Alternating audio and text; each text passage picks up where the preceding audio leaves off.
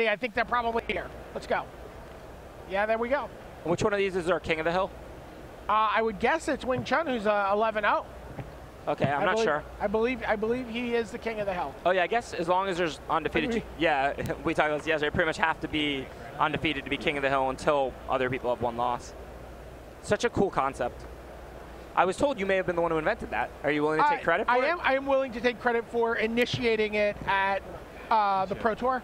It's something that, although Rich Hagon used to do it on his Mox Radio podcast when he was doing coverage of GPs by podcast. Such a brilliant idea. I think it's really cool. So Dave Musser's playing nearly mono white. He's got 14 planes in his deck. That seems like the kind of thing that appeals to you. Yeah, because I mean he probably has a lot of double white 2-drops and stuff. White can be heavy like that. I don't actually know. I haven't seen his list. But what is he splashing for? I don't see any non-white cards from Theros. We got his list here now. There's a Vanguard of Brimaz, a double white 2-drop, but I don't see a second color. Oh, you know what? He probably has like a Crow and Phalanx. I'm willing to bet that the red. Well, it's not that because he's got a Swamp in play, but you did kind of hit it, Scholar of Aetheros. Oh, okay. Which is the same thing as the Crow and Phalanx. So he's switched because he's Mountain Plains game 1. Oh, wow. So I guess he just thought Scholar would be better than a Crow and Phalanx or whatnot against Wing Chun Yam's deck. And, we're sacking the Satyr Hedonist and going right to Ember Swallower. Yeah, well, you see he doesn't have any more land, so he probably kind of figured he needed to do that.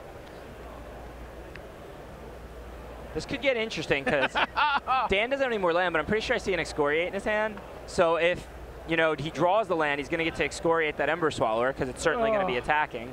If he doesn't draw the land, he could lose to the Ember Swallower. Yeah, there's a third land for Wing. Here's a little bit of gamesmanship. Did you see Dan had the Mortal Obstinacy there? He didn't play it because it would prevent Wing Chun from attacking. And he wants Wing Chun to attack because he wants to excoriate the Ember Swallower.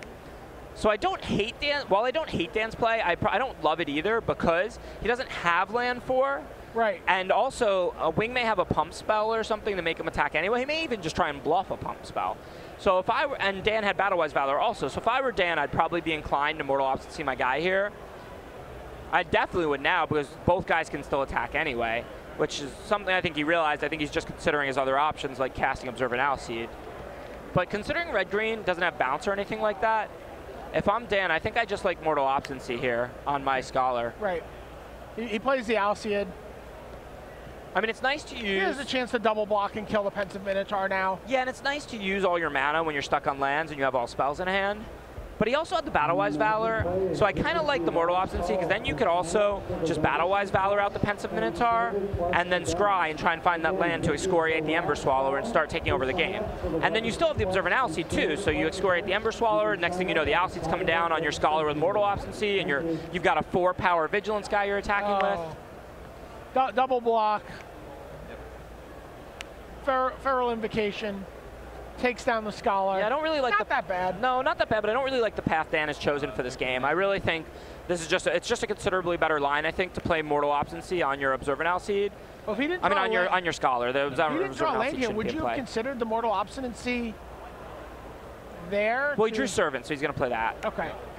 But yeah, I mean, I agree with this turn, but I think last turn I really like Mortal Obstinacy on the Scholar. And then when you get attacked by both, you can block the Pensive Minotaur and play Battle-Wise Valor, killing the Minotaur, helping you to find land to excoriate the Ember Swallower, and moving your game forward, basically. Because you want to scry really bad right now, but you don't want to just randomly scry to deal 2 damage. So that lets you kill off Pensive Minotaur with it. Wing Chun may have saved the Pensive Minotaur with the Invocation, but it wouldn't even have killed the Scholar, so that's no big deal if that happens. It's almost good. Then you untap, excoriate the Ember Swallower, and you've still got a 2/5 with the Scholar that can block the 4/5 Pensive Minotaur. So I mean, I think that's a much better path for the game for Dan. So Oakheart Dryads come down, they pump up the Ember Swallower.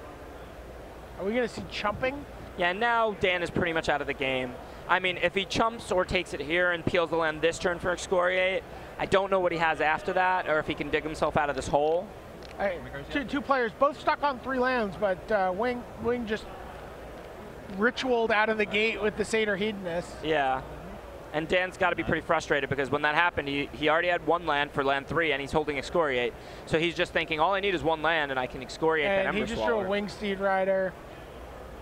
he's in the process now of chumping and taking damage, and this is just a really bad position. Yeah.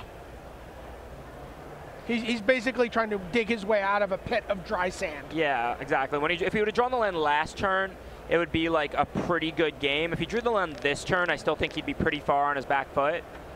Probably not able to turn the tide. And now not drawing it, I don't think he's live in this game. I can't imagine what he could do here.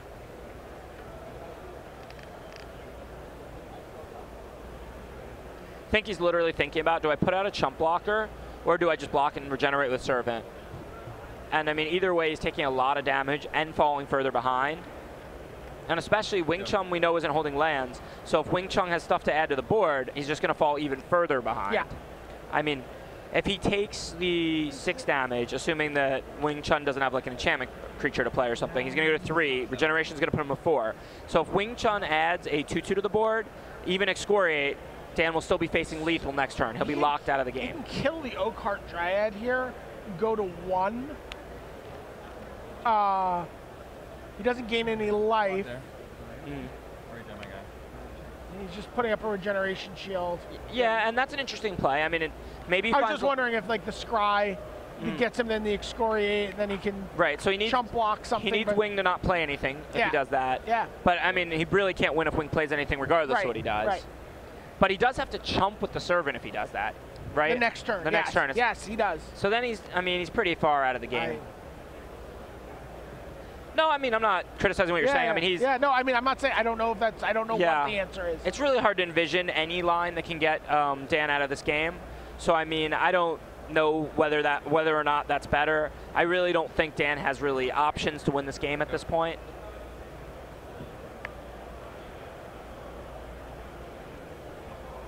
I think that I don't know that he would have won the game because he never really did find that land had he made my play earlier. Destructive Revelry. But I do think that line was clearly better. At this point, I don't think there's any lines that are really going to help you. You know, at this point, I'm thinking about, can I get lunch before the next draft? Yeah.